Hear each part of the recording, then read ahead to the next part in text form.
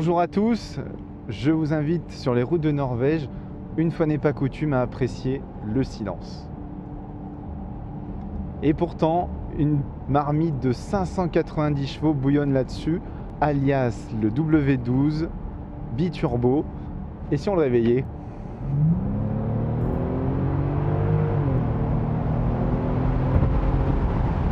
Donc l'échappement grande un petit peu, mais globalement dans l'ensemble, ce moteur pousse plus qu'il ne chante.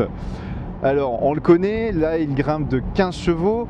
L'essentiel sur ce millésime 2016 est de retenir que maintenant il bénéficie d'une réduction de cylindrée à faible charge, c'est-à-dire qui se transforme en W6. La moitié de ses cylindres sont coupés à faible charge, donc on aura tout vu, une Continental W6.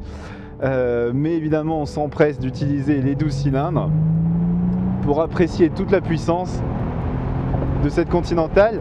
Alors cette Continental aussi 2016 évolue un tout petit peu sur le plan esthétique. On a une calandre et globalement un avant un petit peu plus agressif. Et à l'intérieur, vraiment, c'est des graphismes de compteur, c'est assez faible. Donc ce qu'il faut retenir, c'est qu'en clair, elle évolue en douceur et que la Continental GT s'apprécie surtout pour sa philosophie parfaite du grand tourisme qui allie luxe, raffinement, performance, plutôt que sa sportivité pure et dure en raison d'un poids très élevé. En clair, si vous voulez de véritables changements de la part de Bentley, il va falloir attendre le SUV et la future petite GT.